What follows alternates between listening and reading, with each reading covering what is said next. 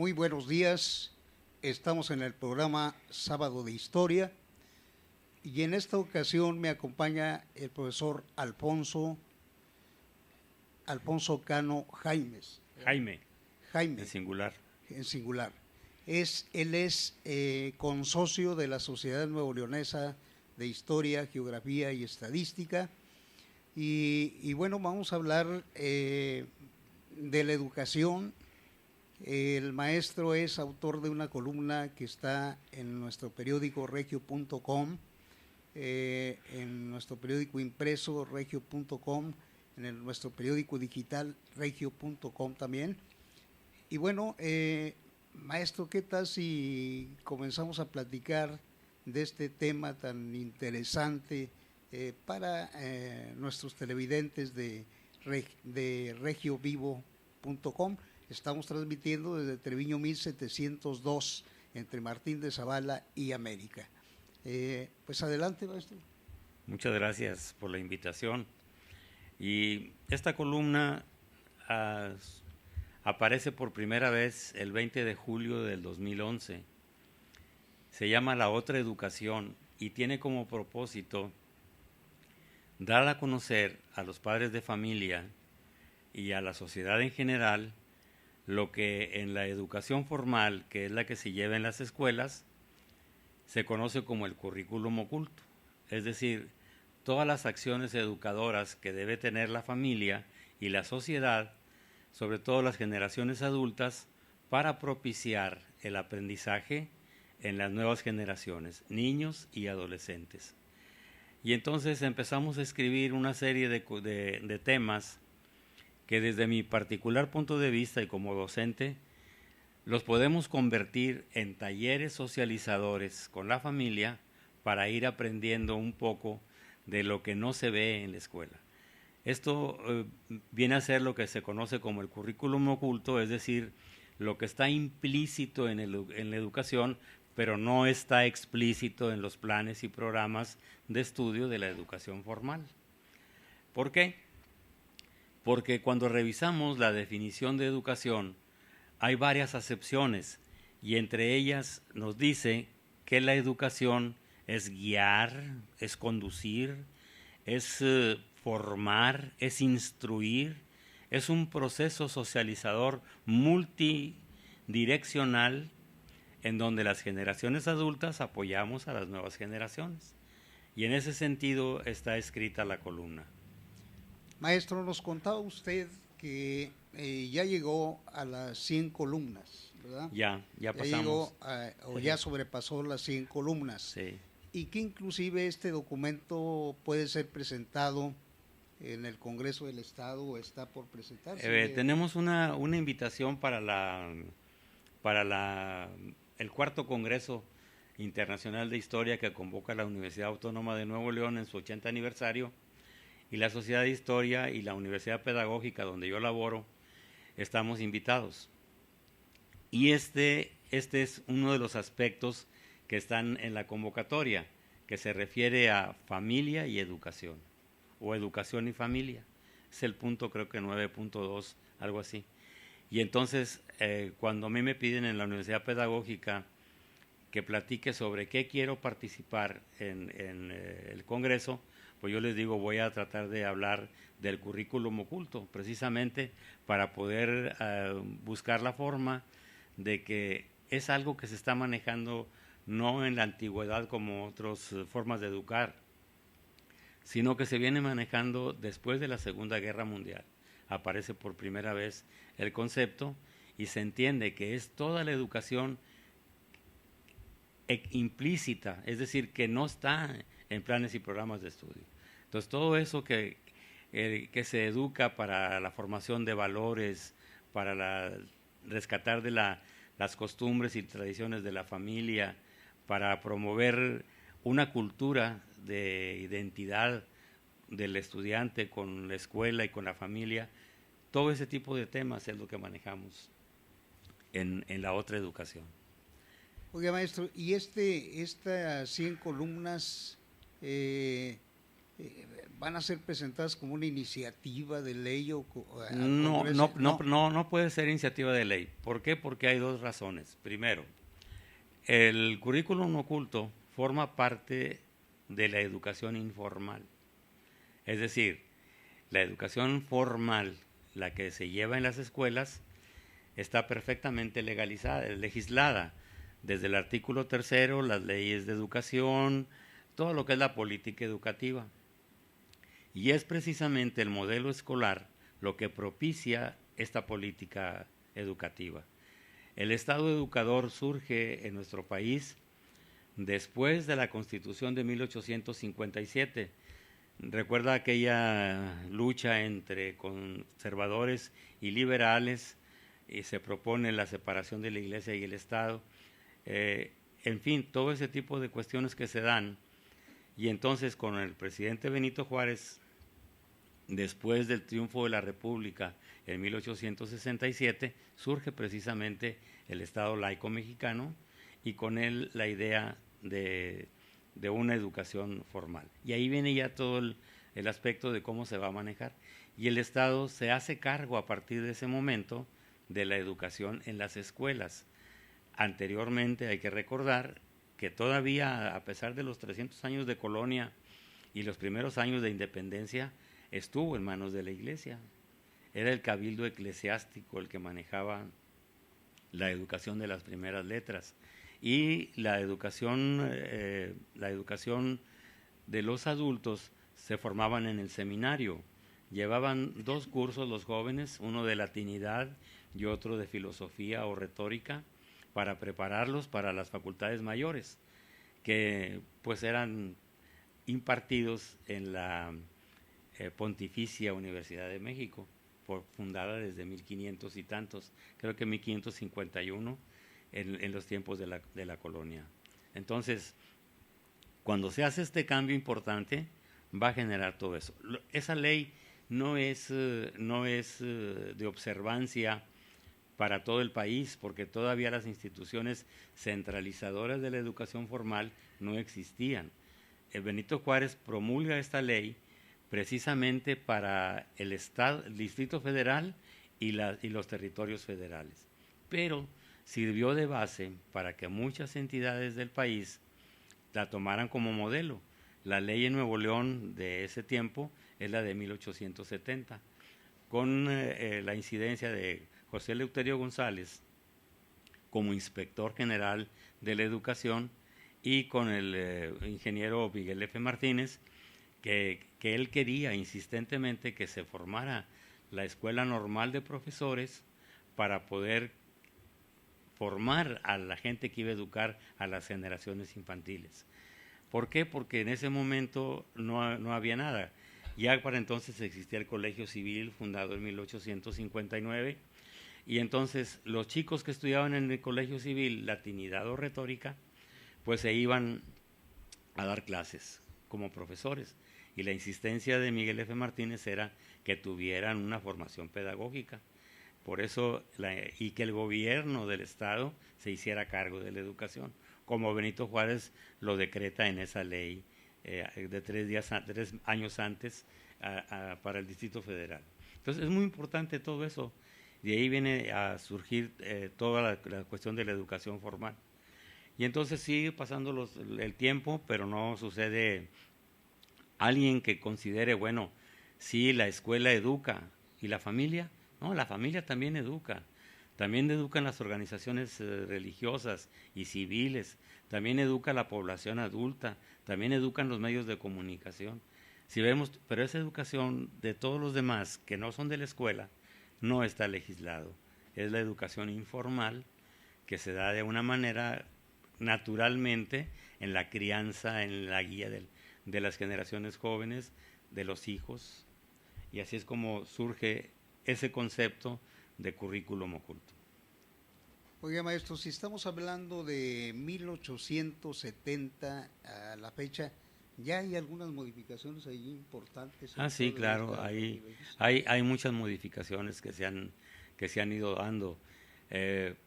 Hay que recordar que en el siglo XIX todavía la educación estaba muy dividida de niños y niñas. Inclusive las señoritas que querían impartir clase en las escuelas primarias les daban una licencia de segunda categoría, solamente por el hecho de ser mujeres. Va a ser hasta 1990 o 1896, después de que se lleva a cabo el primer Congreso Nacional de Educación, que el maestro Serafín Peña crea el Instituto Profesional para Señoritas, con 2 carreras, una la de secretaria y la otra la de profesora. ¿Por qué la de secretaria?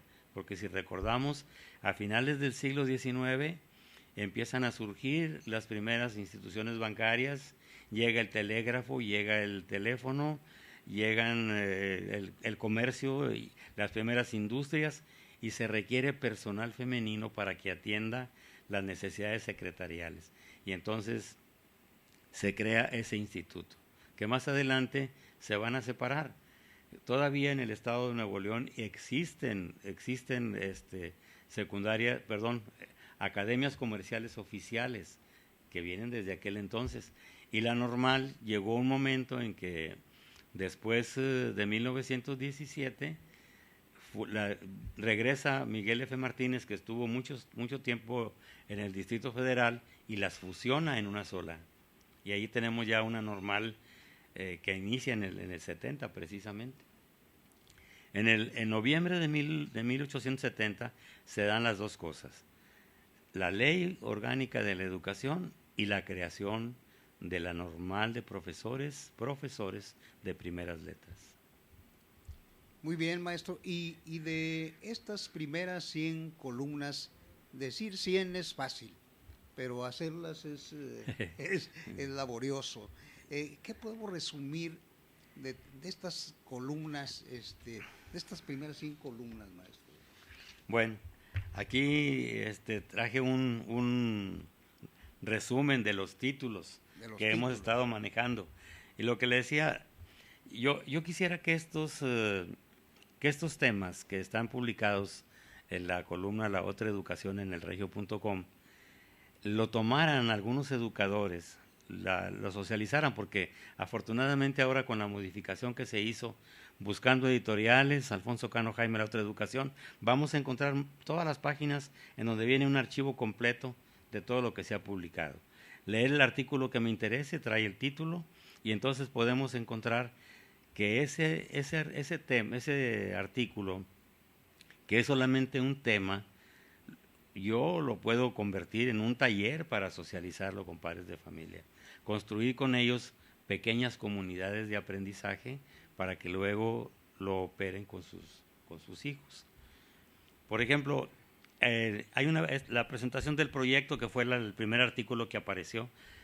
Hablamos en el 2012, cuando iniciaba el 2012, del año bisiesto y de las Olimpiadas.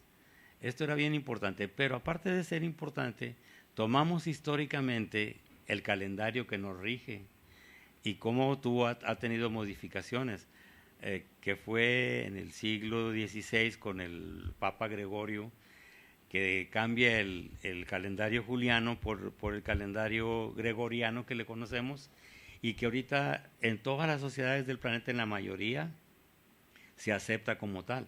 Lógicamente, hay otras sociedades como la China, que tiene su propio calendario, como la comunidad judía, los israelitas, que también tienen el suyo, y otras más. Pero aquí tenemos que la comunidad internacional reconoce esto y es referencia para todo. Entonces ahí hacemos una narración histórica de cómo medimos el tiempo, cómo fueron apareciendo las cuestiones, cómo descubrimos los movimientos celestes a través de los astrónomos como los mayas y los egipcios, y descubrimos que el movimiento de los planetas era lo que nos iba a marcar el día y la noche y los años, las estaciones del año.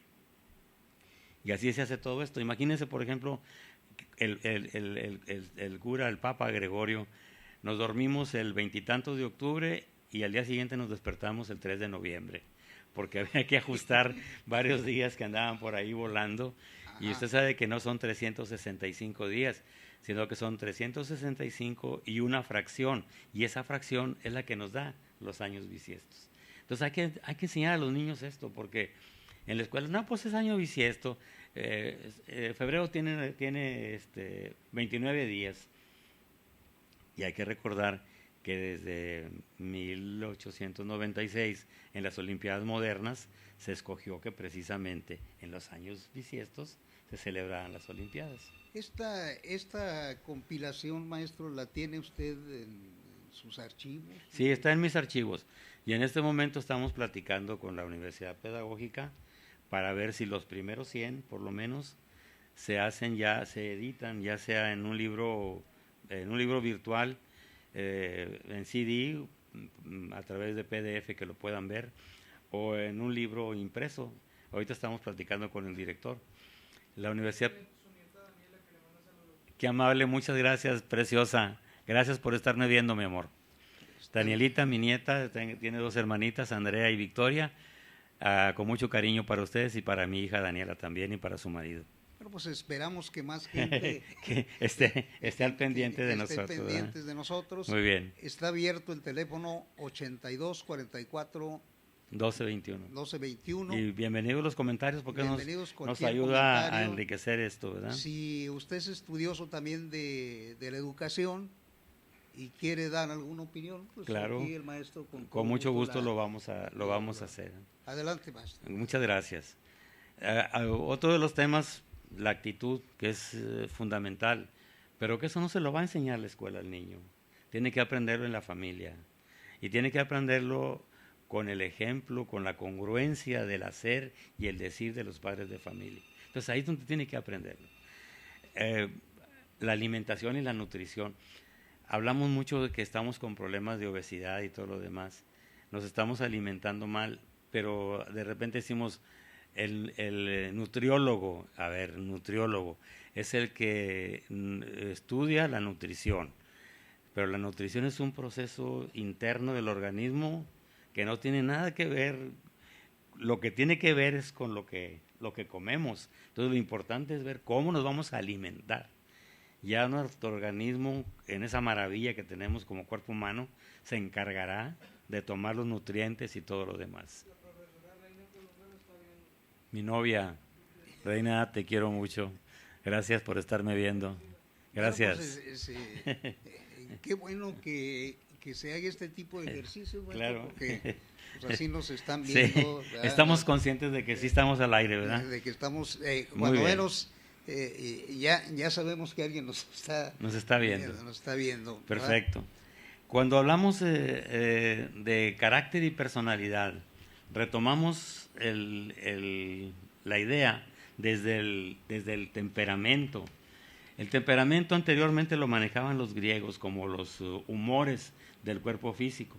Y así pasó muchos años hasta que ya la ciencia médica y los psicólogos sobre todo, empezaron a ver el comportamiento de los temperamentos. Aquí el temperamento pues, tiene solamente cuatro formas, que es el sanguíneo, el melancólico, el flemático y el colérico.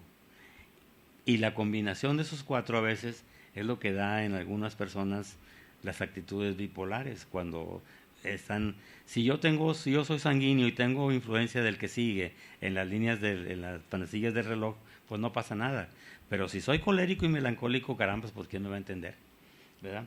Pero ahí viene todo el problema. En el temperamento está la herencia genética, las experiencias uterino-maternas del niño cuando se está gestando.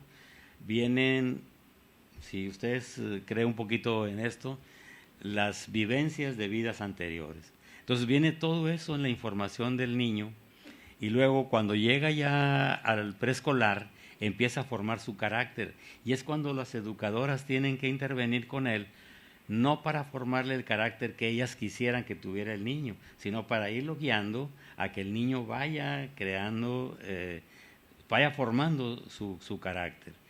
Cuando el niño llega en la adolescencia a los 15, 16 años, que termina la secundaria, es cuando ya formó su personalidad. La UNICEF dice que somos niños desde que nacemos hasta los 18 años. A los 18 años acabamos de formar nuestra personalidad tenemos nuestra máscara social y a partir de ahí, genio y figura. Ya no va a haber ya no va a haber quién nos cambie. Ya es nuestro modo de ser, nuestra forma de actuar y todo lo demás. Entonces es importante. Oiga, maestro, me llama la atención esto de la alimentación y la nutrición.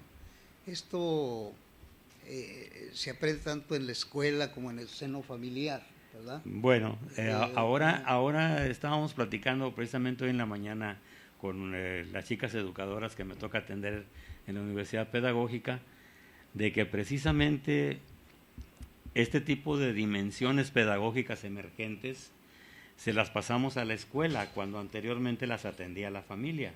En esa forma de criar a los niños, de guiarlos, de orientarlos cómo alimentarse. De repente, a partir de los años 60, 70, las dos figuras familiares, padre y madre, tienen que salir a trabajar y los niños tienen cierto descuido en ese sentido. Están con el personal de servicio, están con los abuelitos, y los abuelitos somos un poquito querendones y consentidores. consentidores. Y entonces tenemos, ¿verdad?, ese tipo de trato con ellos que es diferente, no hay esa orientación acertada para esto. Pero cuando viene un problema de salud pública como es la obesidad en México, entonces le pasamos a la escuela el boletito para que ellos sean lo que hagan todos los demás.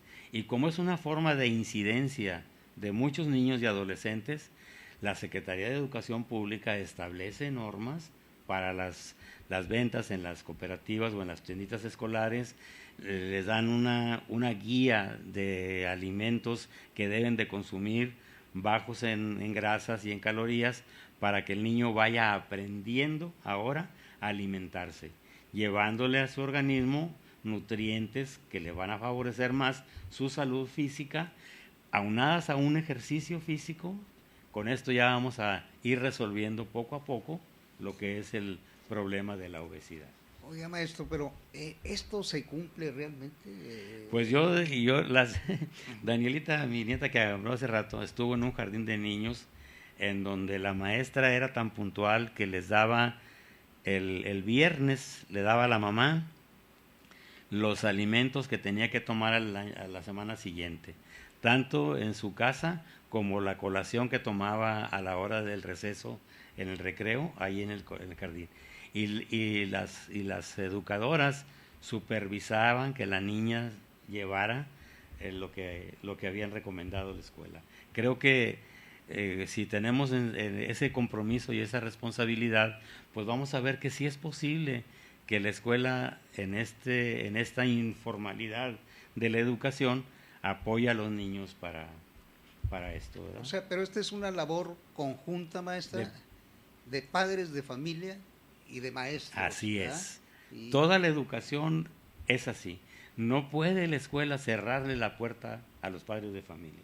Tiene que haber una comunicación permanente, constante, para que se cumpla lo que hemos llamado desde finales del siglo XX y todavía la educación integral. Es decir, buscar esos sujetos capaces de aprender, porque en realidad nosotros tenemos unos planes de estudio y unos programas estructurados, pero y el maestro hace su esfuerzo para que el niño entienda la información que les está dando, pero quien va a procesar esa información y va a construir su aprendizaje para crear un conocimiento va a ser precisamente cada uno de los niños. Nos detuvimos en este segmento de la alimentación y la nutrición porque pues este es un problema que se presenta todos los días, maestro. Entonces, así es. Como maestro, ¿qué le recomienda a usted a los padres de familia? No es usted ni nutriólogo ni yo soy nutriólogo, pero ¿qué le recomienda? Yo lo que digo es formar hábitos de una alimentación sana. Últimamente han estado diciendo los estudiosos, incluyendo gente de Harvard, que hay que eliminar las carnes rojas. La tienen satanizada, todo lo demás. Pero bueno, vamos a pensar que nuestro organismo de repente quiera un pedazo de carne.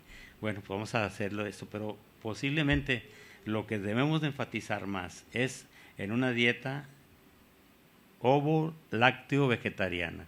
Es decir, los niños todavía necesitan tomar leche o sus derivados, huevos, porque es una proteína natural, y vegetales, frutas y verduras. No hay un límite para que el niño coma frutas y verduras, porque dice, es que el mango tiene mucho azúcar, el plátano está muy... Espérame tantito, el niño gasta muchas calorías con el ejercicio físico y con toda la actividad y la dinámica que tiene permanentemente. Ya nosotros los viejitos a lo mejor ya tenemos que bajarle a eso, ¿verdad? Pero el niño no, y el adolescente tampoco. Entonces, ese es el consejo para los padres de familia, digo, porque ellos están todos los días... ¿En dónde vamos a encontrar los nutrientes que nos van a servir más? Que son proteínas, un poquito de carbohidratos y grasas. Yo sigo con un hábito desde mi adolescencia. Mi abuela me decía, tú puedes empezar tu desayuno con un puñito de nueces, con una rebanada de aguacate o con una cucharada de miel de aceite de oliva. Tú dilo como tú quieras, pero empieza con eso, esa grasa natural. Entonces yo ya viendo las cuestiones, pues el aguacate es muy sabroso, ¿verdad? Pero me gustan más las nueces. Entonces las nueces tengo proteínas y tengo grasa natural. Entonces yo me como mis 6, 7 corazoncitos de nuez. Así empiezo mi desayuno, después de bendecir los alimentos y agradecerlos. Y órale, ya lo que siga, ¿verdad? Pero sí hay que formar los hábitos de una alimentación sana. Evitar lo que los muchachos han estado llamando últimamente alimentos chatarra, que a lo mejor no son tan chatarra, pero que no tienen los elementos suficientes que nos van a nutrir, ¿verdad? El refresco también, ¿verdad, maestro? Pues es que es preferible el agua natural, y ahora también en las nuevas investigaciones están recomendando el agua, la ingesta de una mezcla de agua con agua de mar, pero pues aquí no tenemos mar, estamos muy lejos. Pero cuando menos, maestro, yo creo que por cada platillo un vaso con agua. Un vaso con agua. O un vaso con agua fresca, licuado con fruta, que también funciona perfectamente. O limonada. No hemos encontrado las bondades del limón, que es rico en vitamina C. Para ahorita esta temporadita de cambios de estación y todo eso, funciona perfectamente la limonada o la naranjada, ¿verdad? Oiga, maestro, pues ojalá que todos estos artículos que tenemos aquí se puedan compilar en un libro, ¿verdad? En un libro, porque está lo básico para la educación de nuestros hijos, ¿verdad? Para la educación en la familia y en la sociedad. Y en la sociedad. Y el compromiso de las generaciones adultas con los niños y adolescentes.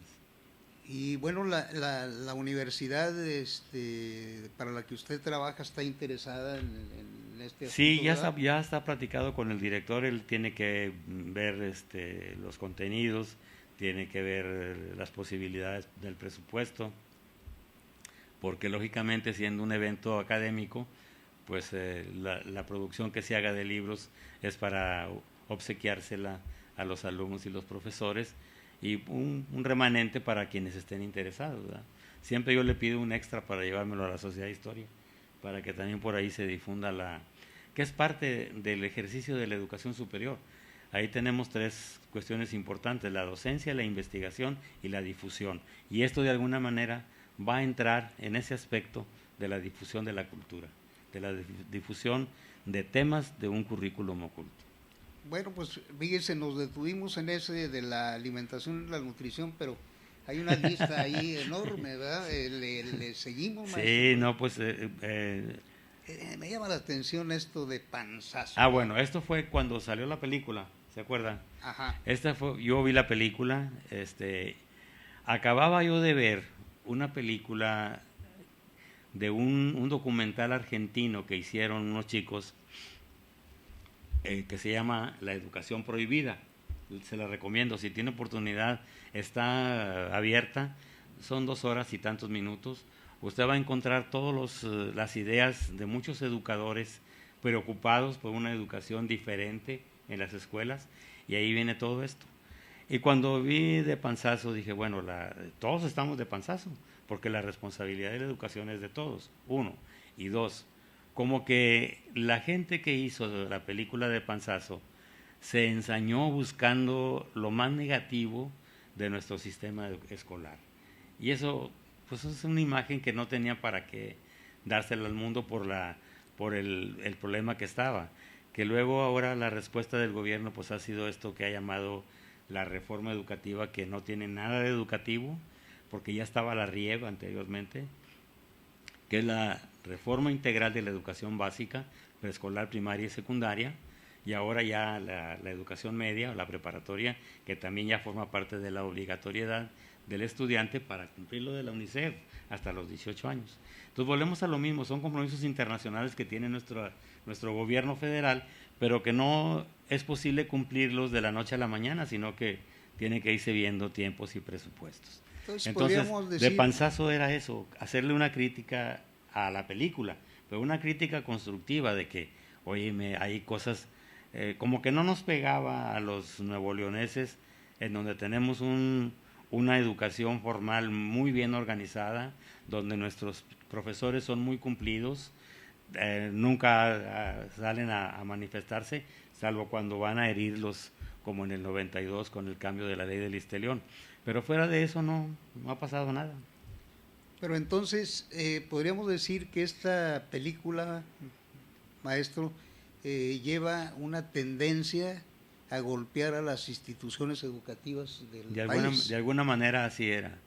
Pero bueno, por ejemplo, pero como educadores, el gobierno ya está dando la respuesta. Ahorita, por ejemplo, me tocó esta mañana antes de venir acá contestarle al INEGI la encuesta que están haciendo para saber cuántos somos, porque se acuerda que en ese tiempo en la película se entrevista a la maestra Elvester, se entrevista al secretario de Hacienda, se entrevista a gente de Secretaría de Educación Pública y le preguntan cuántos profesores hay trabajando y le dijeron no sabemos.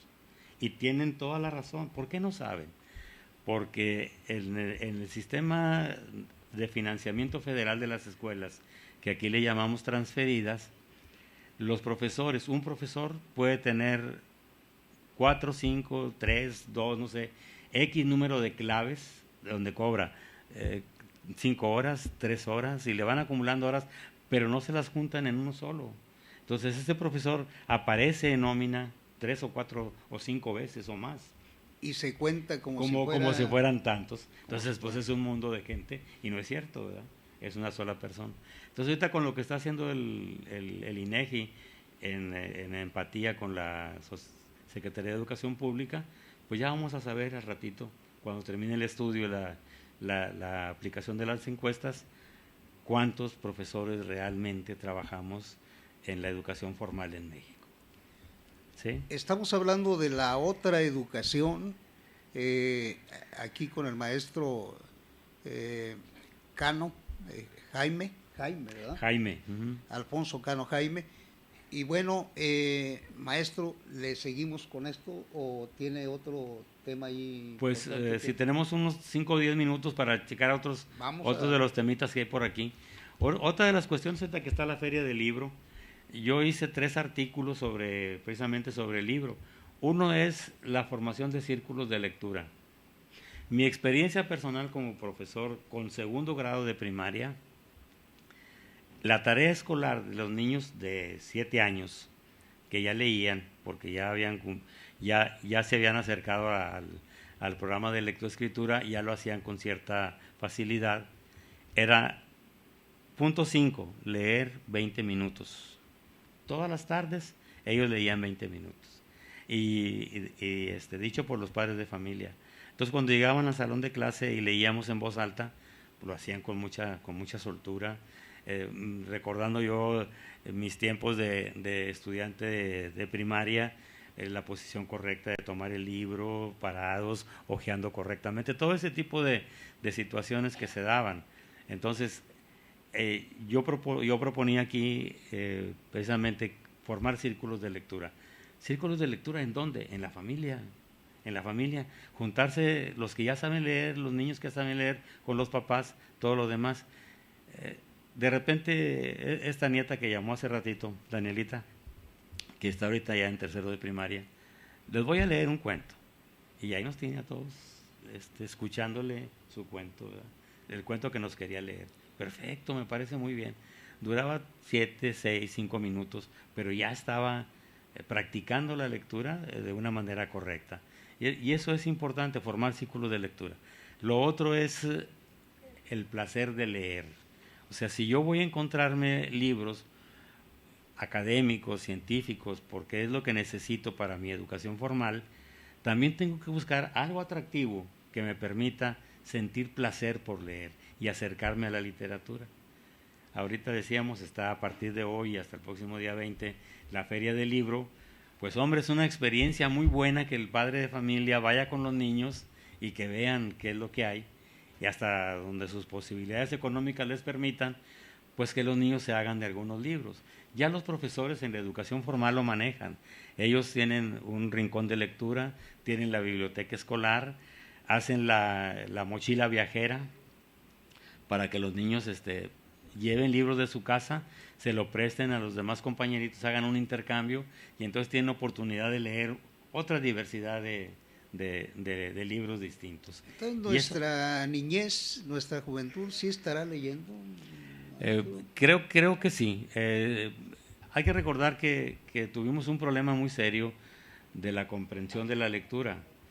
La UNESCO, con su oficina regional en Santiago de Chile, convocó a fines de los 80s a ver por qué los chicos, por la deserción escolar que había en secundaria y en preparatoria, porque el muchacho desertaba porque no comprendía lo que estaba leyendo. Y entonces se seleccionó a Colombia como el país laboratorio. Y de ahí surgieron una serie de programas importantes. Si recuerda, cuando llegó el doctor Reyes Tamés a la Secretaría de Educación Pública, su proyecto nacional fue la comprensión de la lectura en el primer año. En el segundo año, la expresión oral, y en el tercer año, la expresión escrita. De tal forma de que el niño ya fuera teniendo la capacidad de comprender lo que leía.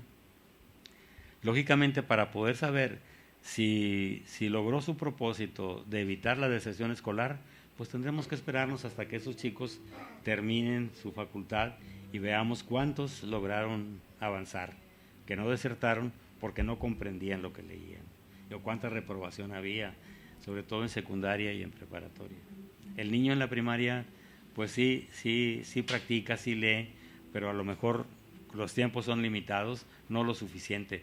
Por eso la sugerencia, lo que dice ahorita los comerciales de los empresarios, 20 minutos de lectura, júntate, de tener un libro, sí los he escuchado. Sí, entonces esa motivación es parte de la educación no formal, informal, que está diciéndole al padre de familia, ponla a leer, lee con tu hijo, apóyalo. Entonces ya tenemos por acá también ese tema importante de... Oiga, maestro, no estamos en contra de la tecnología, pero vemos que la mayoría de los jóvenes se pasan más tiempo en el teléfono. Vemos inclusive a familias enteras en algunos restaurantes que el papá está con su teléfono, la mamá con el teléfono, el hijo con el teléfono, y como que se deshumaniza o se pierde la comunicación por estar ahí. ¿Qué hacer aquí escribimos el artículo que se llama comunicación asertiva. Es decir, tener la asertividad con la intención de comunicar algo, de comunicarnos bien entre nosotros, porque es importante. Esa cuestión del individualismo, del egoísmo, del egocentrismo, de yo estoy con mi aparatito y todo lo demás. No, los jóvenes tienen que entender que son herramientas de comunicación, las TICs, las tecnologías de la información y la comunicación son herramientas para que él tenga la oportunidad de tener una información diferente de lo que puede conseguir de otra manera, que sería asistiendo a bibliotecas o todo lo demás. Yo en mi computadora o a través de mi teléfono, de las redes sociales, puedo tener mucha información, pero tengo que tener yo la habilidad para esa información, seleccionarla, procesarla, para poder tener una experiencia de aprendizaje. tener la información solamente o estar jugando con el aparatito no me lleva a ningún lado. Y sí es cierto, vamos viendo que se van aislando las personas y todo lo demás. Entonces es importante que tengamos momentos de reflexión, momentos de conversación, de forma asertiva entre nosotros como familia, para poder ir comprendiéndonos y entendiéndonos mejor. Este círculo informativo familiar, ¿lo recomienda usted de cuántos minutos? ¿De media hora? 20 minutos, media hora es suficiente. A veces en el trayecto, si los padres de familia tienen el hábito de llevar a sus hijos a la escuela, en ese rato se pueden ir comunicando con él. Para tu aparatito, déjalo tranquilo, vamos a platicar esto. Porque ya después, no, cada quien se va a sus actividades, los hijos, los niños y adolescentes a la escuela, los padres de familia a sus trabajos, van a coincidir ya en la tarde, ya es otra historia, ya no hay tanto. Pero sí hay fines de semana. O sea, es esa cuestión de esto precisamente. El niño está en la escuela 5 horas, 5 días a la semana, son 25 horas. 19 horas más las 24 del sábado y las 24 del domingo está con la familia. ¿Qué estamos haciendo? Pero así como hay esa comunicación que a veces se pierde, vemos también que en los camiones hay gente que se sube leyendo, sí. ¿verdad? Hay veces que hasta se les pasa el punto de la parada donde van, ¿verdad? por seguir leyendo. Pero eso es positivo. Precisamente cuando Colombia fue laboratorio, crearon varios programas, entre ellos eso, rescatar al juglar. El juglar del principio del idioma español, pues era aquel que se iba de pueblo en pueblo cantando, diciendo las novedades o dando noticias, etcétera. Aquí también lo conocimos con los corridos, ¿se acuerdan? Que ya nos llegó eso después de la revolución. Entonces allá en Colombia lo que hacían los muchachos era programas. Se subían a un camión y les pedían su atención y les leían un poema. Era lo que hacían, leían un poema. Ay, me gustó mucho. Aquí te daban el ejemplar. Lo vas a leer otra vez de tu casa. Ahí te va. ¿Me explico? Empezamos a ver eso de, ¿te gustó la poesía? ¿Te gusta todo? ¿Te gustaría conocer otros del autor? Sí, ten el libro. Y empezamos a ver eso. Lógicamente a esas personas en la calle, esa cultura callejera, ya no se le va a dar seguimiento, a menos de que la persona, ahí va un recadito, este libro te fue donado, te fue prestado por no sé qué institución. Si la persona tiene interés, ahí tiene la información para acercarse. Aquí está el libro que me prestaste, préstame otro. ¿Me explico? Y empieza un juego, ¿sí? Yo en los años 60 hice mucho teatro y declamación, y precisamente no tenía vehículo, entonces en los camiones era donde me aprendía las poesías para luego llegar a la academia a ensayarlas, o me aprendía los personajes y los diálogos. Sí, es parte de esto. Y dice, hay veces que los camiones van con mucha gente, pero no va uno ensimismado allí, a veces, digo, cuando le toca a uno sí. lugar, ¿verdad? Sí. Va uno ensimismado, que pueden ir haciendo 1000 ruidos. 1000 cosas. Y usted ahí bien concentrado. ¿Qué más, maestro? ¿Qué más? Bueno, yo enfocándome en la familia, pues está otro tema, la familia como sistema, con una organización democrática, donde el padre de familia les toma parecer a los hijos, etcétera. La familia como organización que aprende, la comunidad, establecer comunidades de aprendizaje con los vecinos. Todos la teoría del aprendizaje en el siglo XXI nos dice que todos podemos aprender de todos. Ya no está el maestro, el docente y el alumno, el discente. O sea, yo te voy a enseñar. No, yo voy a compartir contigo experiencias de aprendizaje porque también quiero aprender de ti. Y en ese sentido, todos aprendemos de todo y esto es funcional. Lógicamente, la educación formal tiene sus características, sus requisitos, tiene que ser acreditada, tiene que ser certificada, tiene que expedirse un documento oficial que así lo diga. La educación informal no tiene eso, no tiene ni siquiera legislación. Podemos sentirla como que es todo un paradigma desorganizado, sí, porque cada familia puede manejarlo de una manera diferente, pero si vamos compartiendo experiencias con las demás familias, vamos creando comunidades de aprendizaje muy interesantes que van a beneficiar de alguna manera el trabajo que los docentes hacen en el aula. Me llama la atención, maestro, antes de irnos a un corte, esto de que dice que muchas cosas de esto, de lo que estamos hablando, no vienen en los programas de educación, ¿verdad? No. Entonces, esa es la parte implícita de la educación.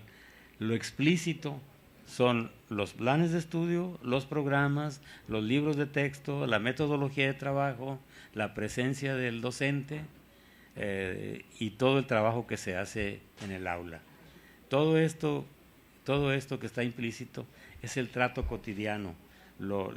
Entraría esto dentro de la pedagogía de la cotidianidad, de lo que se hace diariamente, de cómo el niño aprende muchas cosas, cómo lleva de su casa a la escuela y de la escuela a su casa diferentes tradiciones, costumbres, hábitos que van construyendo la cultura escolar de alguna manera, y que esa cultura escolar va a estar en la casa. ¿Por qué? Porque el niño va a funcionar como un agente de cambio que va llevando y trayendo este tipo de cosas que no están aquí. Y que estas son vivencias, ¿verdad? Allí es totalmente vivencial. Vivencial. Sí. Maestro, ¿qué le parece si vamos a un pequeño corte? Muy bien. Regresamos. Y platicaremos del siguiente tema.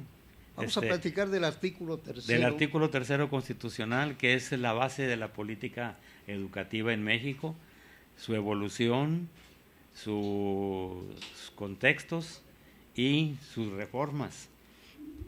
Así es que no se vaya, tenemos todavía mucho de qué hablar, sobre todo el artículo 3 que genera polémicas en ocasiones en muchos sectores de la sociedad, porque hay veces que se ha visto amenazado esto de la laicidad en México. De la laicidad de la educación. Laicidad. Laicidad. Laico, el Estado laico que mexicano. Viene del Estado laico.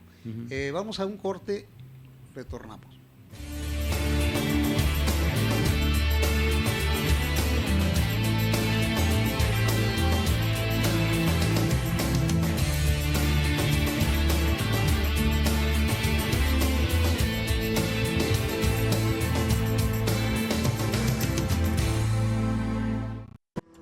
Te invito todos los lunes de 10 a 11 de la mañana, aquí por regiovivo.com, a que hablemos de arte con Francisco Gutiérrez, tu servidor, en donde tendremos entrevistas y reportajes de artistas nacionales, locales e internacionales.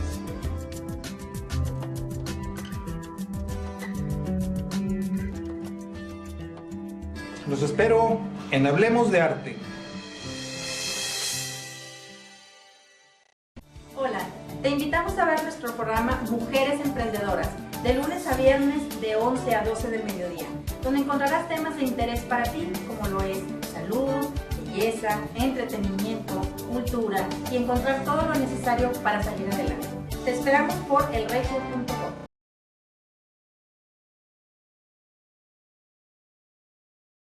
Hola, mi nombre es Pepe Emilio y esto es Territorio Grupero con mis compañeras Ponce Rodríguez y Devani Vargas. Así es, donde podrás encontrar lo mejor en reportajes, entrevistas y muchísimo más aquí en Territorio Grupero. Todos los jueves de 6 a 8 por elregio.com. 3 años en línea nos avala. Esto es Territorio Grupero. Hola, mi nombre es Mary Sue, psicóloga clínica, y te invito a que todos los viernes de 1 a 2 de la tarde veas mi programa de Mandala Azul aquí por regiovivo.com, donde se tratan temas psicológicos, motivacionales, de desarrollo personal, espirituales.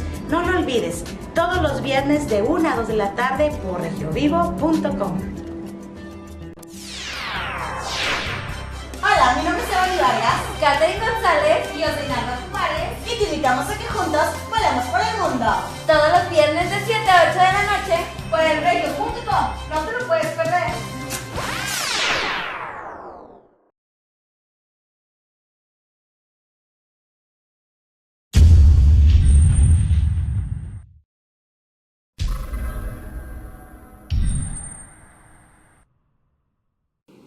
pierdas todos los miércoles de 1 a 2 de la tarde y los jueves de 5 a 6 de la tarde mi programa Cuestión de Enfoque a través de Regio Vivo.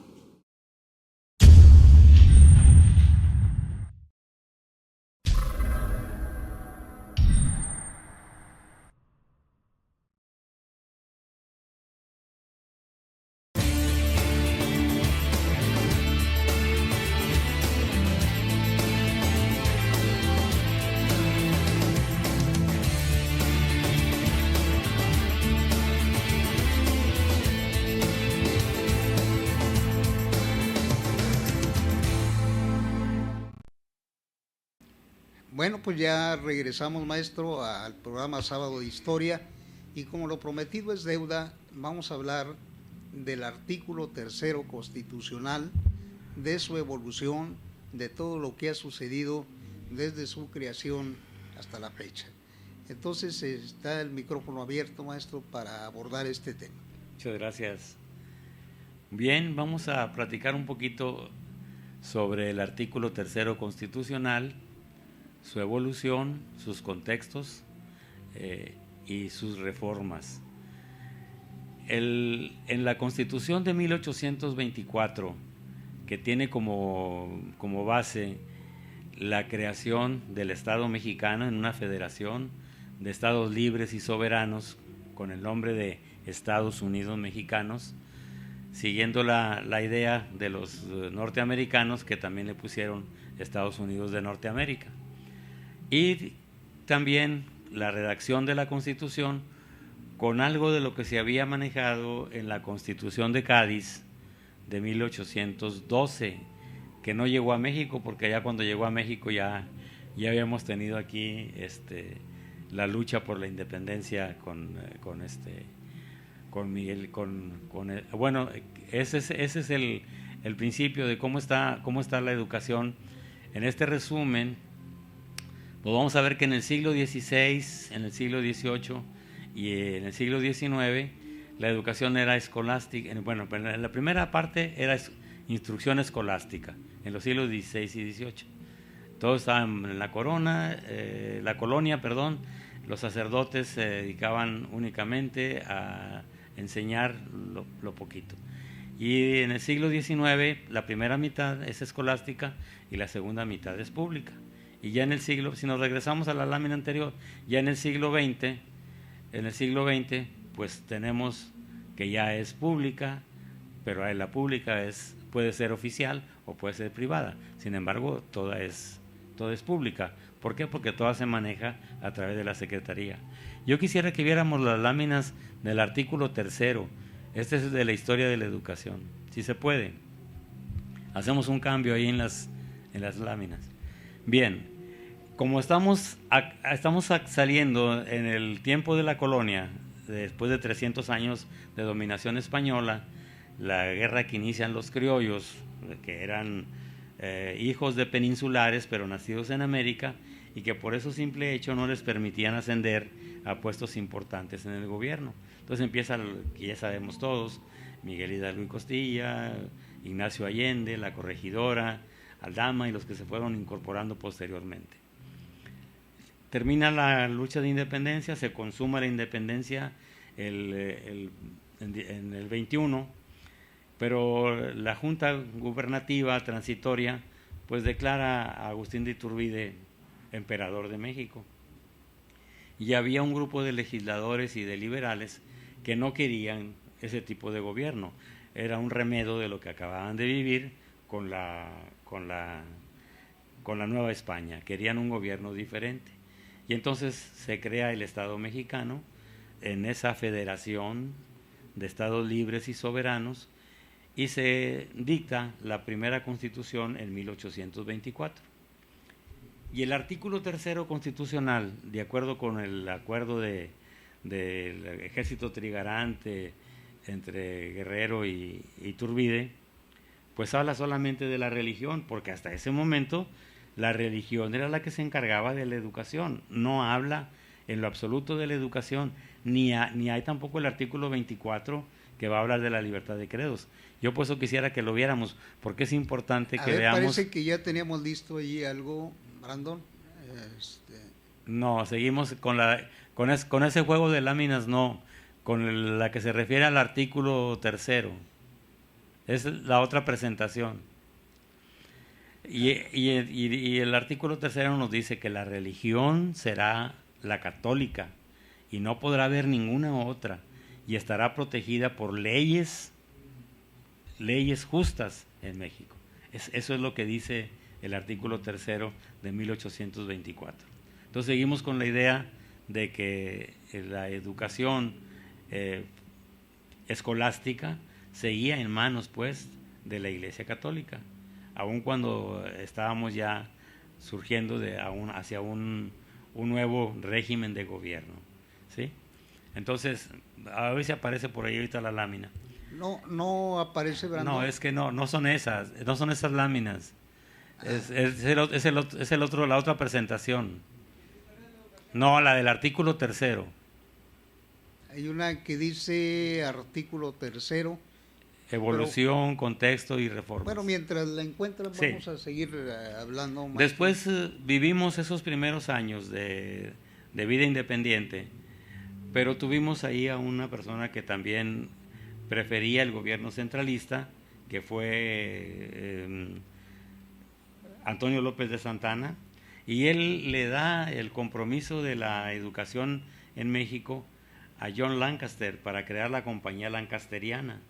La Compañía Lancasteriana es pues la que se va a encargar de la educación, respaldándose todavía en la idea del artículo 3 o una ley orgánica que creó Valentín Gómez Farías por ahí por los años 30 para poder darle salida a ese movimiento, pero sin modificar el artículo 3. Al hablar de Santana estamos hablando de 1800, ¿qué? 1830 y tantos hasta 1850 y tantos. Fue todo el rato de tiempo. Muy bien, muy bien. En ese tiempo, con Santana en el poder, él decreta un gobierno centralista y los poderes en los estados desaparecen para convertirse en departamentos del centro, y hay una junta de gobierno que es la que va a manejar la estructura de gobierno. Todo es central. Y es cuando viene el plan de Ayutla en 1854, entre la lucha por los liberales, y empieza todo el ejercicio de una convocatoria a un nuevo Congreso Constituyente para la Constitución que va a ser la de 1857. Y ahí también el texto ya no habla nada de la religión. Ahora solamente la enseñanza es libre. Es todo lo que dice nada más. La enseñanza es libre. ¿Qué pasa después de esto? Vienen las leyes de reforma de Benito Juárez, pero de inmediato se presenta el problema de la invasión francesa, ¿se acuerdan?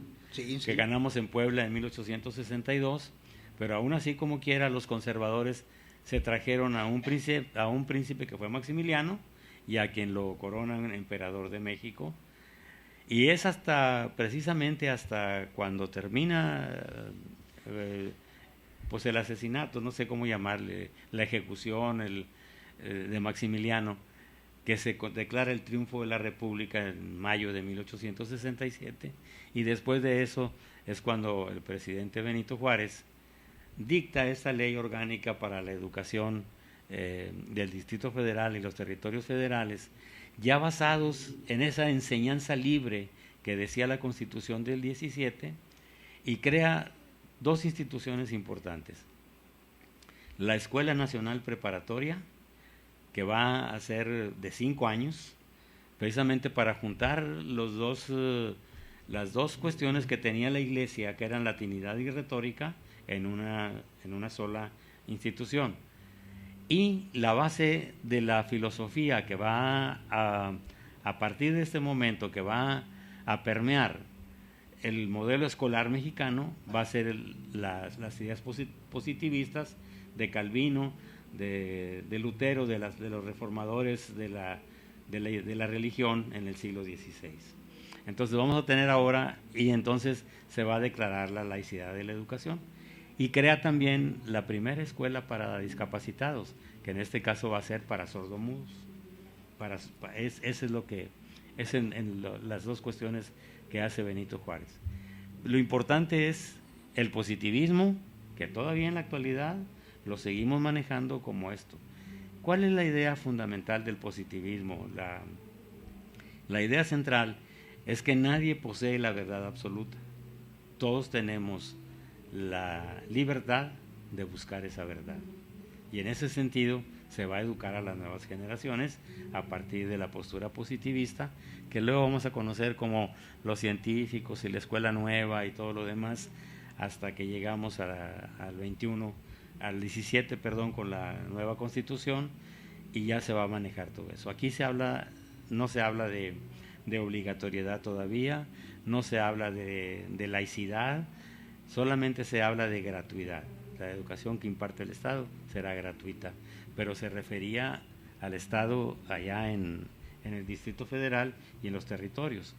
Por eso platicábamos ahora de que la ley de 1870 de Nuevo León va a tomar como base esa ley de Benito Juárez y va a ser cuestiones similares. ¿Quién se encargaba anteriormente de la educación? Ya lo platicamos también. La Iglesia, a través de los cabildos eclesiásticos, en las diferentes misiones y poblaciones que había, y aquí ya con esta ley le vamos a pasar el paquete del financiamiento a algunos municipios que tengan la capacidad para pagarle a los profesores, y el mismo gobierno del Estado se va a hacer cargo de la educación. Maestro, ¿qué le parece si vamos a una pausa nomás para hacer algunos ajustes ahí de lo que tenemos por ahí en internet, ahí atorado? Sí, y ahorita retornamos. Perfecto. Vamos a ver.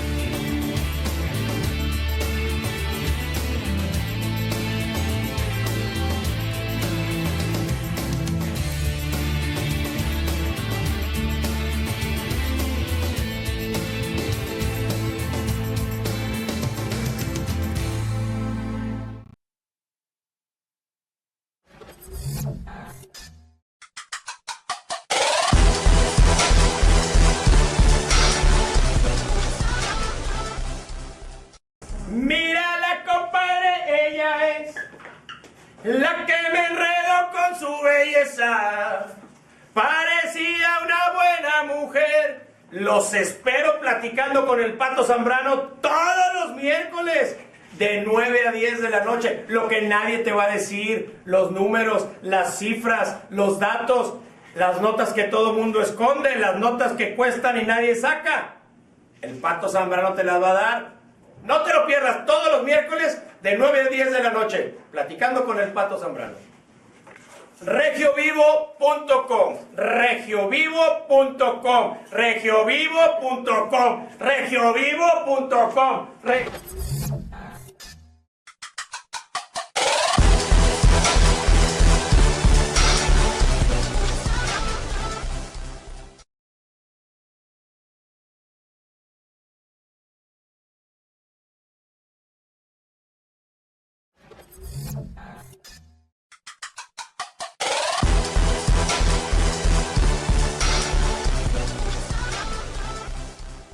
Hola, ¿qué tal? Mi nombre es Blanca Nelly Gloria y te invito para que estés con nosotros todos los lunes de 4 a 5 de la tarde aquí en tu programa Vive tu Momento, www.regiovivo. Aquí te esperamos, donde te vamos a ayudar a realzar la belleza, a hacer lo mejor, un momento especial en tu vida, y vivas la vida como si fuera el momento, el último de tu vida. Aquí te espero, no nos vayas.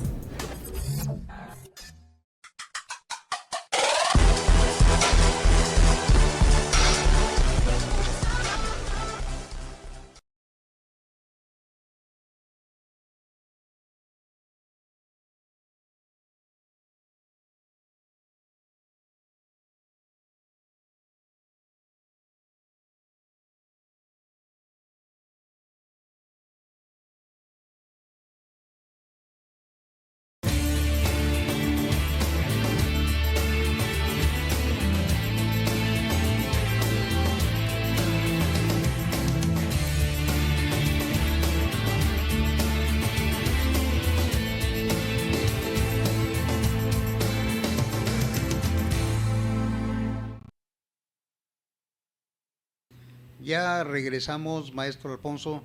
Estamos en Sábado de Historia, estamos hablando del artículo tercero, su evolución y el contexto, ¿verdad? El contexto. Aquí está en la primera Constitución del Estado mexicano, en 1824. Observemos lo que dice: si la religión de la nación mexicana es y será perpetuamente la católica apostólica romana. La ley la protege por leyes sabias y justas y prohíbe el ejercicio de cualquiera otra. Entonces no tiene nada que ver con educación. Pero ¿por qué el artículo tercero se toma posteriormente para la educación? Porque la educación durante la colonia y hasta la lucha de independencia estuvo en manos de la Iglesia católica. Antes de la separación Iglesia-Estado, que es lo que vamos a ver en la siguiente lámina, Muy en bien. 1857. Si le damos a la siguiente lámina, Brandon. Algo pasó ahí. Sí. Bueno, vamos a seguir platicando. Ahí está. Ahí está. Fíjese, aquí ya tenemos esto. Ya esta es la separación Iglesia-Estado, ¿sí? Y ese es todo el texto. Si lo vemos con el actual, no, hombre, qué va. Es amplísimo. Por todas las reformas que ha sufrido y que le han ido agregando cosas. Dice, la enseñanza es libre. La ley determinará qué profesiones necesitan título para su ejercicio y con qué requisitos se deben expedir. O sea, solamente nos dice la libertad de la enseñanza, no se habla de otra cosa, y lo demás se refiere al ejercicio de las profesiones. Todavía en este tiempo había muchos charlatanes ocupando diferentes profesiones que requerían título para su ejercicio, sobre todo los más importantes para la cultura mexicana: abogados, médicos. ¿Qué más había por ahí en ese tiempo? Pero ¿qué más esas dos profesiones, o dos o tres profesiones? ¿Sí? Pero entonces aquí ya nos da la idea de que ya empiezan las ideas liberales a imponerse. Después del 57, la lucha de la guerra de Ayutla, del 54, la separación Iglesia-Estado, la Constitución del 57, luego viene la guerra de Reforma y todo lo que vemos, y nos vamos hasta lo de Benito Juárez. Pero ya después de Benito Juárez, solamente en el contexto hay algo importante que mencionar, que en 1889 y 1890 se convoca al primer Congreso Nacional de Educación. Estamos hablando 10 años del siglo XIX que van a redundar en lo que es ahora la Secretaría de Educación Pública. Ahí empieza el ejercicio precisamente de cómo ir unificando planes y programas de estudio, criterios educativos. Nace la Escuela Nueva, nace la Universidad de México, se cierra la Universidad Pontificia, se crea el Instituto de Bellas Artes. Se le da mucho campo al arte y la cultura en los últimos años de gobierno de Porfirio Díaz, que ahorita lo podemos apreciar en la bella época que está en el Museo de Historia Mexicana en exposición. Nos vamos a la que sigue, Brandon, que es la de 1817. Ese es todo el texto original de la Constitución de 1917, y de ahí siguen 9 reformas. Veamos lo que dice, porque aquí ya se habla de varias cosas. Si la enseñanza es libre, pero será laica, ya se menciona la laicidad, la que se dé en los establecimientos oficiales de educación, la que se dé en los establecimientos oficiales de educación. Lo mismo que la enseñanza primaria, elemental y superior que se imparta en los establecimientos particulares. Se fija que la primera parte no dice solamente primaria y secundaria, sino que dice todo. Perdón, habla de dos elementos de la educación primaria. Déjenme acabarlo de leer y ahorita le digo a qué se refiere eso. Dice, ninguna corporación religiosa ni ministro de algún culto podrán establecer o dirigir escuelas de instrucción primaria. Las escuelas primarias particulares solo podrán establecer sujetándose a la vigilancia oficial. en los establecimientos oficiales se impartirá gratuita la enseñanza primaria.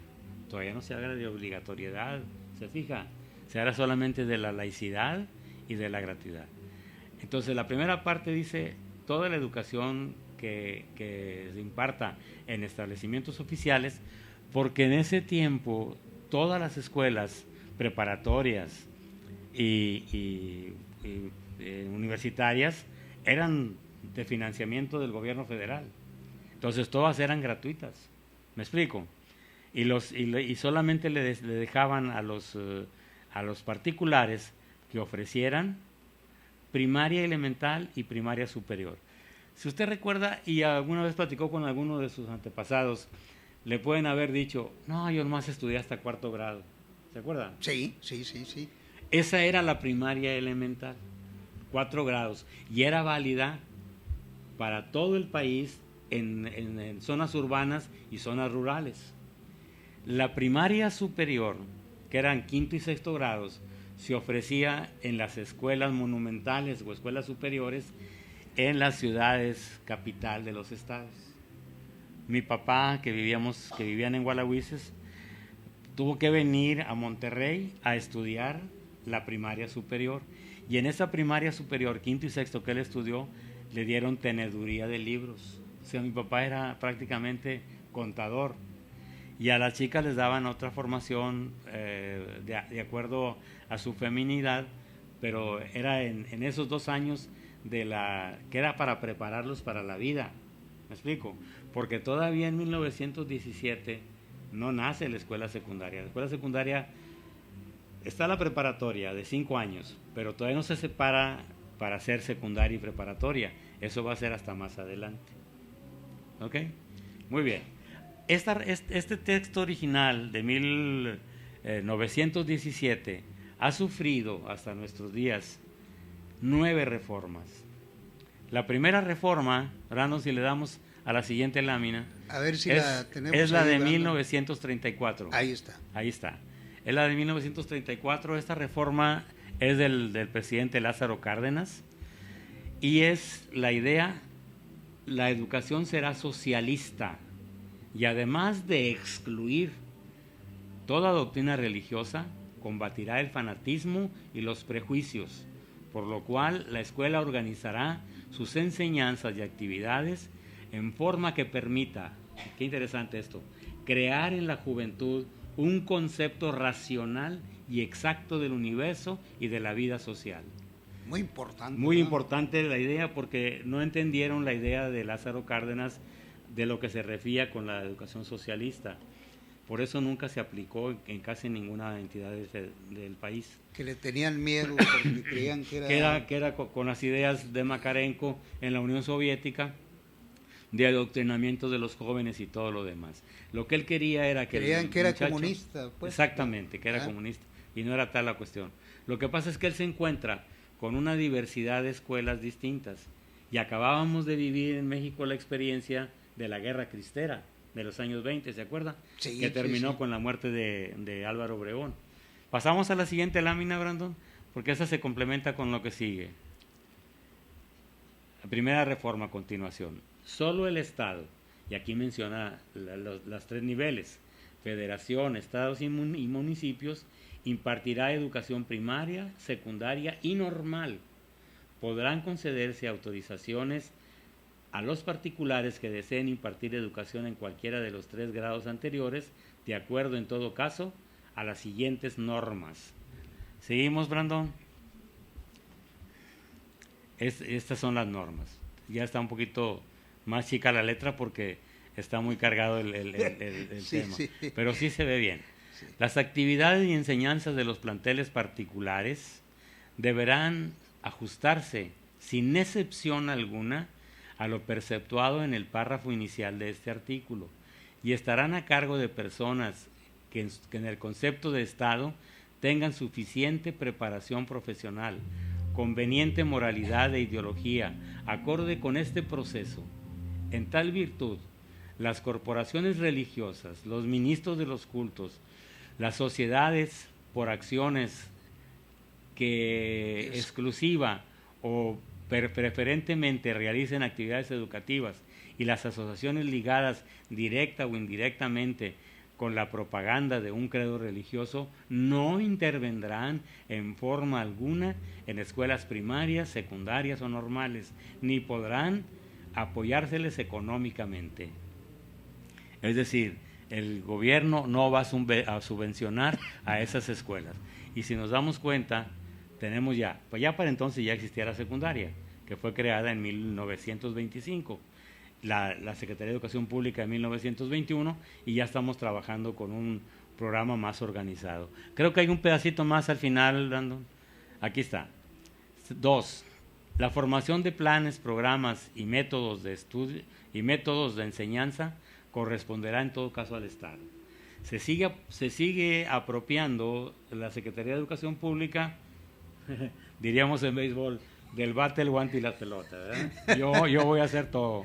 Yo te diseño planes de programa, yo te diseño los métodos de enseñanza, yo te voy a formar profesores en las normales, yo te voy a decir cómo vas a enseñar.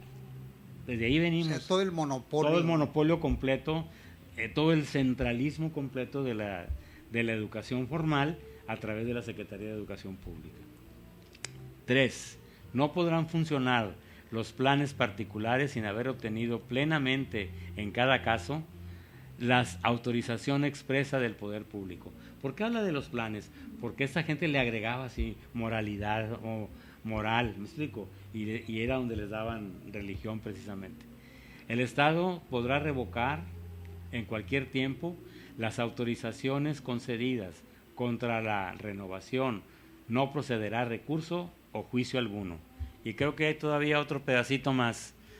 Ya este es el final, me parece. A ver. Ahí está. No, estas mismas normas regirán la educación de cualquier tipo, grado que imparta obreros y campesinos. Hay que recordar que con Lázaro Cárdenas, en el sexenio, que fue el primer periodo sexenal de la presidencia de la República, nacen los sindicatos, nace la Confederación Nacional Campesina, nace la CTM con personajes muy importantes antes de Fidel Velázquez. ¿Quién era el que estaba por ahí? No me acuerdo del nombre del señor, pero era Lombardo Toledano. Lombardo Toledano. Así es. Y van a ser también el Politécnico Nacional en 1936, que es el que se va a encargar de los diseños de planes y programas de estudio para las normales, para la primaria y la secundaria. ¿Por qué el Politécnico? Porque era la institución oficial que tenía la ideología del gobierno de la República, ¿verdad? Entonces no sabemos todavía que todavía por ahí están las cosas. Aquí ya se habla de la gratuidad. La educación primaria será obligatoria, se habla por primera vez de la obligatoriedad. Por primera vez. En esta reforma de... Se había hablado nada más de que era gratuita. Gratuita y laica. Y aquí ya hablamos de lo laico, lo obligatorio y lo gratuito, por primera vez. Si lo regresamos tantito, Brandon, para ver el último parrafito. El último parrafito. Que ya nomás el Estado podrá retirar discrecionalmente en cualquier tiempo el reconocimiento de validez oficial a los estudios hechos en planes particulares. ¿Sí? Entonces ya está definido que ese va a ser el Estado. A ver si hay otra más, porque no he visto el cierre de comillas. A lo mejor todavía nos queda una más por ahí de esto. Mira, todavía hay más. Bueno, esto es importante. ¿De dónde va a salir el dinero? Ahí está.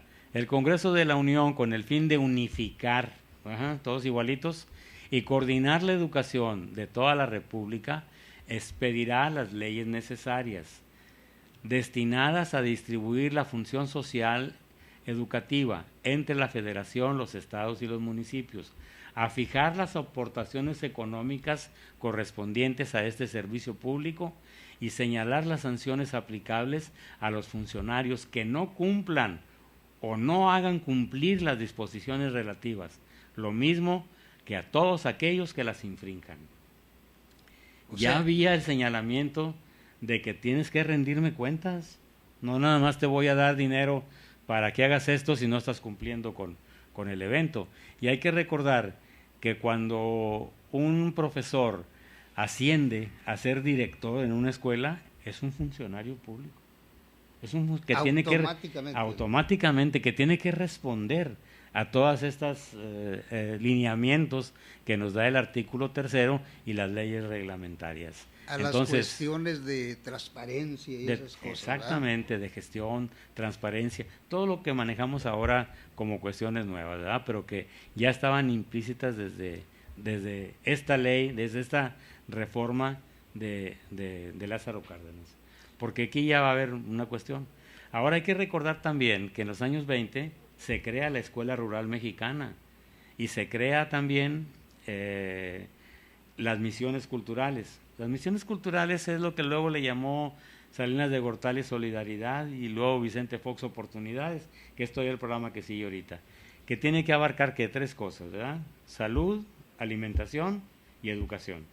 En eso consistían las misiones culturales, darle al sujeto, gracias Brandon, darle al sujeto las ideas de lo que tenía que ser, ¿verdad? Y en la actualidad todavía sigue funcionando. Bueno, había que pasar el sexenio de Manuel Ávila Camacho, después del de Lázaro Cárdenas. La educación socialista no tuvo mucha aceptación en todo el país. En México en Nuevo León fuimos muy precavidos. La universidad... O sea, les hacía ruido la idea del socialismo. Exactamente. En Nuevo León creamos la universidad en 1933, ¿sí? Al año siguiente la creamos con el gobernador Francisco Cárdenas.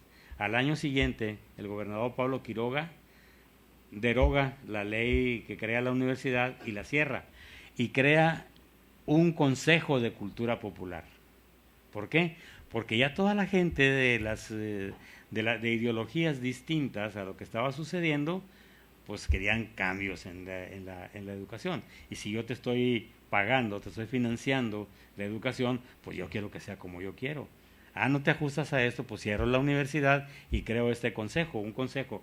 No hay rectoría, no hay nada. Fue una decisión dramática. Dramática, ¿no? Pero en ese momento, en el mismo decreto, le dan a ese Consejo de Cultura Popular todo lo que tiene sus bondades, la creación de más escuelas, porque dentro del consejo van a nacer la Facultad de Ciencias Químicas, van a nacer la escuela nocturna para trabajadores en los años 37, es una cosa así. O sea, va a haber muchas cuestiones que va a haber, porque eso va a durar hasta el 43, cuando llega un nuevo gobernador, que no me acuerdo cómo se llama, se me va el nombre del señor antes de que llegara Arturo B. de la Garza. Ese último año, él dicta una ley orgánica para restablecer las funciones de la Universidad de Nuevo León. ¿Sería Morones Prieto? No, Morones Prieto es después de Arturo B. de la Garza. Entonces, esos son los contextos que hay que ver cuidadosamente para entender esto de la educación. Había como con Lázaro Cárdenas una diversidad de escuelas. Cada quien quería jugar a las escuelitas como le daba su gana. Por eso él dice ahí, todo tiene que estar ordenado y tiene que ser coordinado y tiene que ser lo mismo para que todos tengan igualdad de oportunidades. Sí, es lo interesante.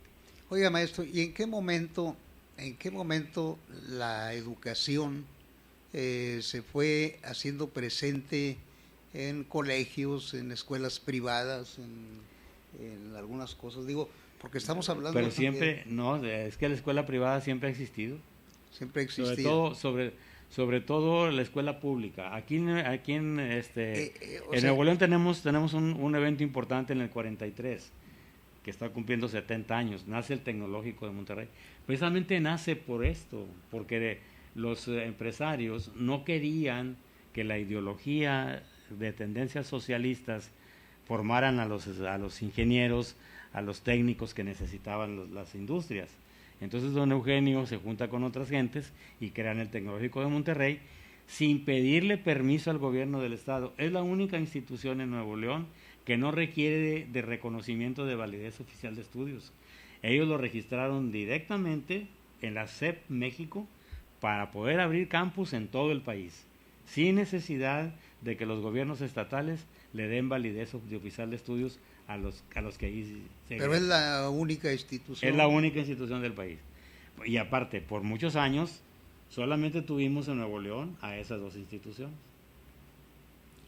Cuando se vienen los problemas en la Universidad de Nuevo León, más adelante, después de Tlatelolco 68, en el 69, 70, por ahí que empieza la efervescencia de querer lograr la autonomía universitaria para buscar la libertad de cátedra y el manejo de los recursos económicos, es cuando empieza todo esto. Pero todo eso tiene otros contextos importantes que hay que ir viendo, tanto en Nuevo León como a nivel nacional. Después de esta ley de Lázaro Cárdenas, viene un ejercicio muy importante con Manuel Ávila Camacho. Él convoca a la unidad nacional y convoca a todas las fuerzas. Para entonces ya habíamos creado otras instituciones, el ISSSTE, el IMSS y el Sindicato Nacional de Trabajadores de la Educación y el Instituto Federal de Capacitación del Magisterio, para poder darle profesionalización a todos los profesores empíricos que el gobierno federal había contratado para la escuela rural y las misiones culturales. Empieza todo un ejercicio en educación, o sea, muy importante. Pues. Eran empíricos. Era basándose en la educación lancasteriana. Era el monitor que sabía algo y que juntaba a los niños y les transmitía lo que él sabía, ¿sí? Y los enseñaba, lógicamente, a escribir y a leer. Por eso Vasconcelos, siendo secretario de Educación, crea un libro, no sé si a usted le tocó conocerlos, son 2 tomos de libros de la literatura universal, que se difundieron mucho en los años 20 para que todos los niños tuvieran acceso a esa literatura universal. Son los 100 famosos libros de la literatura universal que siguen reeditando y reeditando Bruguera y Pasacalpe. O sea, fue un acierto en ese momento. Claro que sí, claro que fue un acierto muy importante, y aparte se les llevaba a los niños de manera gratuita para que ellos tuvieran eso. Lógicamente yo tengo uno de los 2 tomos y hasta ahí, porque pues ya es un tesoro, es un tesoro, es un tesoro ahorita, ¿verdad? Sí, es importante ver eso. Luego viene con Ávila Camacho, viene todo ese tipo de situaciones que se van a dar importantes, pero no logra hacer la reforma. Se está trabajando, y la reforma la va a realizar el primer mes de gobierno Miguel Alemán Valdés. Pasamos a la segunda reforma, Brandon. Oiga, maestro, entonces nada más, la escuela privada sí puede llevar cuestiones religiosas. No está permitido. No está permitido. Pero hay tolerancia de parte de los funcionarios que supervisan, que hacen todo esto, ¿verdad? Ahí está. La segunda reforma es de 1946. Aquí le quitamos todo lo de lo socialista, volvemos nuevamente a este. Dice la educación que imparta el Estado, Federación, Estado, Municipio, lo mismo, tenderá a desarrollar armónicamente todas las facultades del ser humano y fomentará en él a la vez el amor a la patria, lo que había hecho Ávila Camacho, de ese concepto de nacionalidad que no habíamos entendido, la conciencia de la solidaridad internacional, porque ya había nacido la UNESCO para entonces, y la UNESCO estaba promoviendo este tipo de cuestiones, siempre en la independencia y en la justicia. Ese es el primer párrafo. Observemos que ya se va haciendo una institucionalización distinta. Acuérdese que termina el Partido de la Revolución Mexicana y nace el PRI, precisamente el 4 de marzo de 1946, que es el que va a proponer como candidato a la presidencia de la República a Miguel Alemán Valdés. Uno de los últimos participantes de la revolución, pero ya no la revolución armada, sino la revolución ideológica, la revolución de propuesta, ¿sí? Que fue la última etapa del ejercicio revolucionario para poder redactar la Constitución de 1917. ¿Okay? A ver, la segundo párrafo, Brandon. Segunda reforma. Sí, así se empezó. Puedo decir todo con continuación. Muy bien.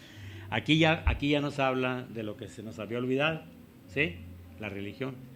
Garantizada por el artículo 24, la libertad de creencias, el criterio que orientará a dicha educación se mantendrá por completo ajeno a cualquier doctrina religiosa y basado en los resultados del progreso científico, retomamos lo del método, luchará contra la ignorancia y sus efectos, las servidumbres, los fanatismos y los prejuicios. Y además, vienen 2 puntos muy importantes, Brandon, la que sigue. La que sigue, por favor. Vienen 2 apartados. El A será democrática. Qué interesante esto. Considerando a la democracia no solamente como una estructura jurídica y un régimen político, sino como un sistema de vida fundado en el constante mejoramiento económico, social y cultural del pueblo. Democratizar la vida escolar para poder llevar a este concepto de un crecimiento económico, social y cultural, pero es importantísimo porque está buscando la forma de que se democratice la vida familiar, la vida social, no solamente, pues ahorita que hablan de que nuestra reciente reforma, espérame, nuestra reciente democracia, espérame, si ya venimos manejando el concepto de después de la Segunda Guerra Mundial, que no lo hayamos entendido y no lo veamos en ese sentido, pues hombre, ¿de qué se trata, verdad? Pero ya era muy importante.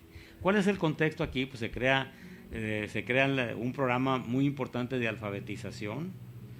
Luego viene en el 59 el plan de 11 años, en el 62 la primera edición de los libros de texto gratuito, que era un propósito precisamente de buscar ese mejoramiento cultural del pueblo a través de la educación formal, ¿sí? Y ya como un precepto constitucional. Y eso es importante. La siguiente lámina, Brandon. ¿Y qué pasó con los libros de texto?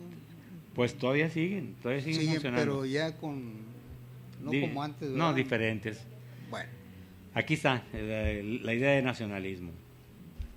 Será nacional en cuanto, sin hostilidades ni exclusivismos, atenderá a la comprensión de nuestros problemas, el aprovechamiento de nuestros recursos, la defensa de nuestra independencia política, el aseguramiento de nuestra independencia económica y la continuidad y acrecentamiento de nuestra cultura.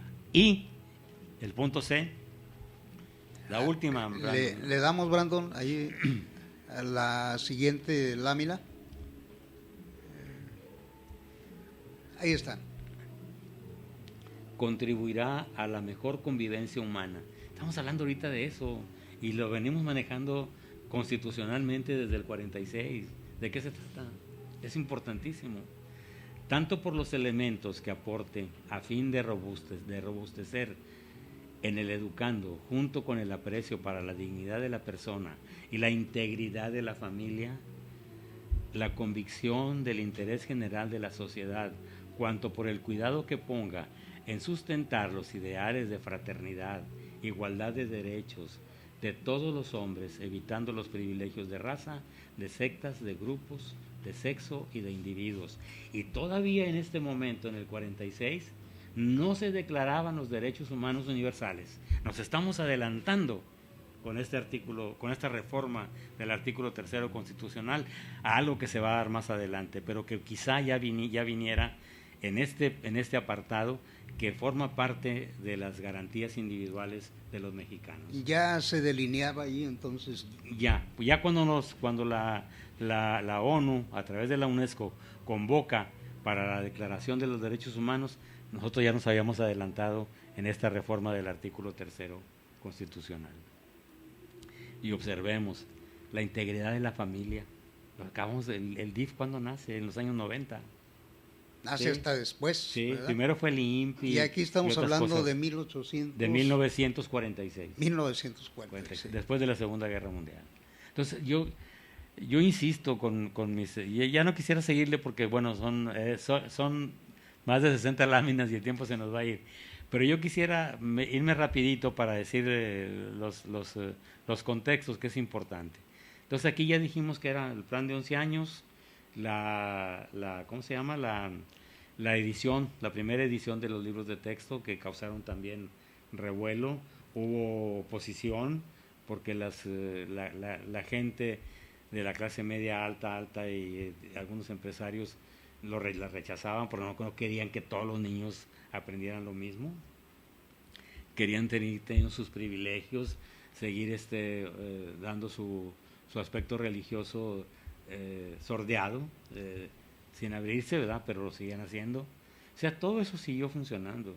Y ahí el funcionario de la educación que no reclamó, que no dijo, que no denunció, pues ya es otra historia. Ya es otra historia que habrá que verla por qué no lo hizo. Pero bueno, aquí la idea es que ya tenemos algo muy importante que nos están pidiendo en esta reforma. Nos vamos hasta los años 70, cuando se da el cambio, después de Tlatelolco. Bueno, en el 69 algo muy importante. Le cambiamos la edad adulta a los muchachos. Ya no vamos a ser adultos hasta los 21 años, vamos a ser adultos a los 18, como recomienda la UNICEF. La UNICEF dice que somos niños hasta los 18 años y hasta ahí termina nuestra infancia y adolescencia y empieza nuestra juventud como adultos a partir de los 18 años. 3 años para atrás nos quitaron, ¿verdad? Bien sabrosos. Y entonces se hace un estudio, una evaluación del plan de 11 años, cuyo propósito era lograr la cobertura del 100% de la educación primaria, que en ese momento era el único nivel obligatorio. Y nos damos cuenta de que no se pudo, no se cumplió. ¿Cuántos esfuerzos se hicieron? Los libros de texto gratuitos. Se separaron las escuelas por turnos, ¿se acuerdan? Sí. Vespertino y matutino en los años 60. Como ya el profesor ya no trabajaba 8 horas, trabajaba nada más 5 horas frente a grupo, su salario se quedó estancado por muchos años y empieza a surgir nuevas inquietudes. Pero, compadre, pues no estoy completando, el chivo no me alcanza y ahora sí. Y sale la mamá a trabajar y vamos dejando ya a los hijos en manos de...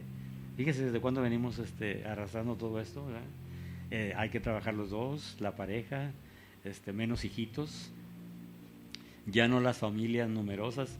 Yo soy el mayor de 12 de los años 40 y 50. Y yo creo que fue de los últimos, ¿verdad? De las últimas familias de numerosas, pues, sí. Numerosas. Ahorita ya son de 2, 3, 1.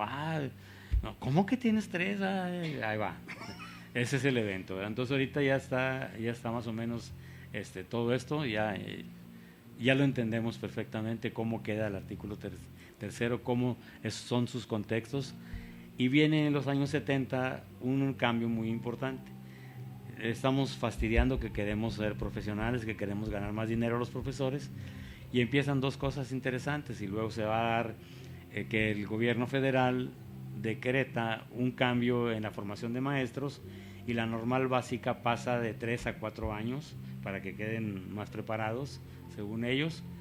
Y luego viene una ley federal en el 73 y en el 72 se cambian los planes de estudio de asignaturas, pasan a áreas, y tenemos dos teorías muy importantes, que va a ser la teoría de conjuntos para las matemáticas y la lingüística estructural para el español, y nos olvidamos pues de la aritmética tradicional y nos olvidamos de la gramática, que vamos a ver su impacto posteriormente, todo ese relajo, ¿verdad? Pero fue después.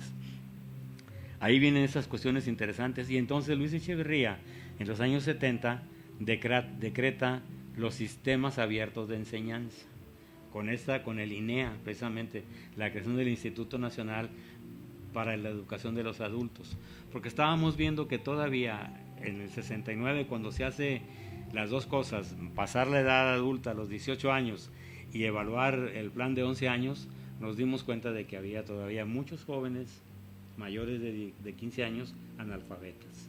Entonces la apertura es total, todo el que quiere entrar a la escuela, que entre. Que no hay cupo, pues se hace al sistema abierto. El sistema abierto era ir los sábados, recoger material, vete a estudiar, ven y te evaluamos, y así seguimos trabajando. Oiga, y así maestro, van surgiendo otras instituciones. Oiga, maestro, pues muy interesante todo esto, pero nos quedan unos pocos minutos así bueno, como para hacer una conclusión. Una salida rápida. Después en los años 80 con José López Portillo, 76-82, se van a crear otras instituciones, entre ellas la Universidad Pedagógica Nacional y el CONALEP, para poder formar a los técnicos profesionistas que iban a salir directamente al trabajo. Y se crea la Dirección de Educación Profesional Técnica, se crea la Dirección de Educación Agropecuaria para las escuelas rurales. Hay una serie de cuestiones muy interesantes. Con Lázaro Cárdenas, se me olvidó decir, se crean las normales rurales, precisamente, que luego fueron focos de ¿cómo se llama?, de subversión posteriormente, pero bueno, fue muy importante en su momento crear ese tipo de instituciones.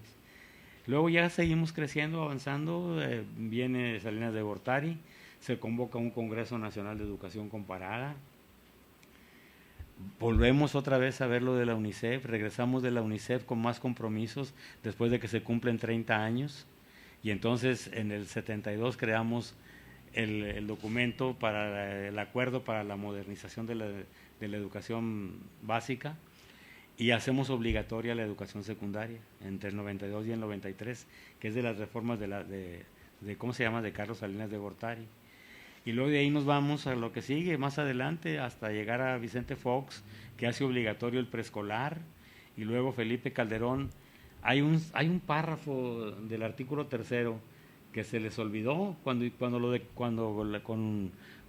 ¿cómo se llama?, con Carlos Salinas de Gortari, declaran que todos los mexicanos tienen derecho a la educación, ya como un derecho de la educación, después de que llegamos de Bariloche con las nuevas recomendaciones de la UNICEF, lo declaramos un derecho de los niños. Y entonces, ¿qué es lo que sucede? Que el segundo párrafo nos lo volamos. Y dice, espérate, falta esto. Y entonces Felipe Calderón hace esa reforma para que añadan ese párrafo olvidado con Salinas de Gortari. Y luego Vicente Fox declara el preescolar, lo declara como obligatorio, y ahora y después declara obligatorio también Felipe Calderón la preparatoria, y ya nos quedamos con los muchachos con compromisos escolares hasta los 18 años. Y ahora con la reforma nueva del artículo 3º constitucional, pues se va a crear lo más relevante en educación, es el sistema de evaluación educativa, que ya existía el instituto, pero ahora vamos a formar como un sistema para que evalúe a todos, niños y niñas. Y ya acabamos. Bueno, pues hay que leer el artículo 3º constitucional, y toda la Constitución es una lectura obligada. Uno de mis artículos de la otra educación también así se llama, la Constitución Política de los Estados Unidos Mexicanos, lectura obligada, en familia, para que la socialicemos y veamos todas las bondades que tiene para la educación formal. Pues muchas gracias, maestro, por estar aquí. Lamentablemente el tiempo se nos ha terminado. Nos indican el corte un poquitito antes de las 12. De las 12. Pero pues muchas gracias por estar aquí. Ya habrá oportunidad de platicar. De la una de la tarde. Sí. Muy bien. Pues muchas gracias por esta invitación. Muchas gracias, maestro. Yo haré los comentarios hacia la Sociedad de Historia de mi presencia en esta mañana. Un saludo especial al ingeniero Leopoldo Espinosa Benavides, director de este periódico, que me abrió las puertas y que me dio la oportunidad de comunicarme con las familias a través de los temas de la otra educación. Muchas gracias. Feliz sábado. Igual para todos. Buena tarde.